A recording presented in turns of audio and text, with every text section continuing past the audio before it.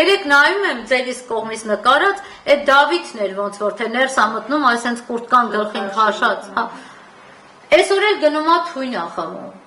Այդ ամեն ինչը արդեն իսկ չի խոսում նրա մասին, որ ինքը այս ամեն ինչը արել է։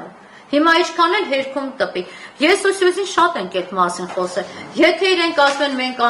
անմեղ ենք, այս ամեն ինչը մեզ զրպարտում են, իհարկե դա բացառում եմ ես, թող գան այդ օրը մենք կանգնած ենք, երեկվանից կանգնած ենք, գան կանգներ մեր դիմաց ասել դուք չեք ամանչում ինձ զրպարտում եք։ Չէ որ գողության սենց մի հատ թեթև բանի մեջ չենք էլ իրան զրպարտում։ Եթե զրպարտենք ինքը հասկանում է որ չէ իր համար սա այլևս իր կյանքի, իր ընտանիքի համար սա ինչ հետևանք է ունենալու։ Գար պատիվ պահանջել մեզանից։ Ներողություն, քանի որ մի քանի օր շարունակ տեղեկատվությունը Սյուզի Բաբյանի կողմից տարածվում էր, մենք տեսնում ենք ըսկտուր մի քանի նախադասությամբ հերքումներ, ավելի շատ արդարացումներ ըստ էության, որ օրինակ ոստիկանները գործով զբաղվել են, քննչականը գործով զբաղվել է, հետո վերջում քիչ է մնում ասեն աղջիկները իրենք են մեղավոր, որ այդ դեպքը եղել է։ Հիմա սա ինչով է պայմանավորված, որովհետև դուք ասացիք, որ եթե օրինակ փետրվարի պատշաճ գործողություններ կատարվեն, ապա կրկնահանցագործություն չեր ունենա։ Հիմա որպեսզի հանրությունն էլ հասկանա, ինչ է կատարվում, դուք ասացիք այդ մարդիկ էլ չգիտես եսին ով չէին այդ անձիկ։ Ոստիկանությունը ավելի շատ էսա պաշտպանվում է։ Տեսեք մի հատ հաղորդագրություն կոծկելու հացա, թե հովանավորներ ունեն այս մարդիկ։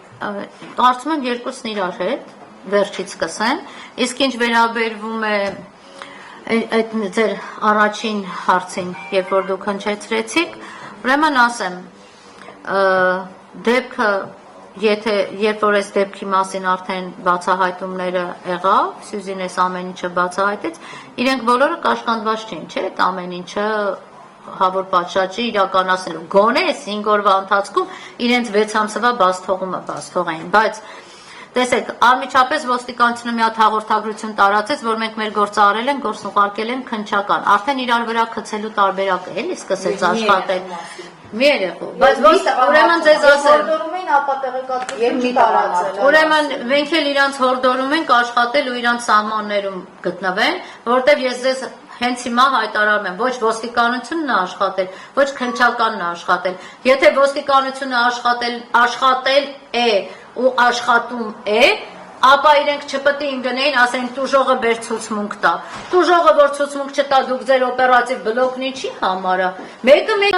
անդրավարտիկ եմ ասում, անդրավարտիկ, վերնաշապիկա, նվիրում ասում են ընտրակաշարքը մարդկանց տանում կալանավորում են, 2 հոգի տարել են անընդհատ օգտագործել են 3 հատ հասուն մարդիկ, 2 հատ տարեց 65, 58, ես շատ գիտեմ քանի տարեկան մարդիկ տարել, 2 անչափահաս, հիվանդ երեխեքի տարեշահագործել են, իրանց օպերատիվ բլոկը չի կարում աշխատի, եկեղեցի, գերեզմանոց, այգի, հələ մի հատ ասել։ Չեմ ասում է, տարել են Երևան քաղաքի կամ Աբարանի, որ ծայրամ ասում, որ չիմանային։ Կողքով անցնողներն էլ են այդ ամեն ինչը իմացել, ինչն են աշխատել։ Քննչականը ինֆորմացիան ունեցել է, չէր կարողանում հանձնարարություն տալ, օպերատիվը լավ չէր աշխատել, իր գործառույթի շրջանակներում էս ամեն ինչը պարզել։ Հələ մի հատ ասեք փետրվարից գործ։ Փետրվարից գործը այսօր կանչում են, ասում են եկեք հարցաքննության։ 3 նոր մի հատ առերեսում են անում ապրիլի վարույթով։ Այդպես լինում է, չի լինում այդպես։ Մենք բոլորը, ես 26 տարվա փաստաբան եմ 27 տարվա, ուրեմն մենք մեր վարույթներում այնքան ենք տեսել քրեական գործեր, սենց գործերը բնականաբար հաճախակի չի լինում։ Չեն ուզեցել անեն։ Եվ այս ամեն ինչը, ասում եմ, ծնել է ոչ թե կրկնահանցագործություն, այլ ես շատ վախենում եմ, որ վաղը կարող է մենք շատ ավելի վատ վիճակի մեջ հայտնվենք։ Ընտանիքի այլ անդամ ևս տուժած լինում։ Դրա մտավախությունն էլ ունեմ։ Այդ ընտանիքի հովանավորը հորեղբայրն է, որ շատ նորմալ հեղինակ։ Չէ, ուրիշ երեխա, դրա մտավախությունն էլ ես ունեմ։ Իսկ դրա մտավախությունը, քանի որ այս պահին ունեմ եւ դեռևս դրա վերաբերյալ եմ փորձում ենք համապատասխան տեղեկատվությունը հավաքել, դրա մասին էլ հաջորդիվ արդեն ելույթ կունենանք։ Կներեք մի հարց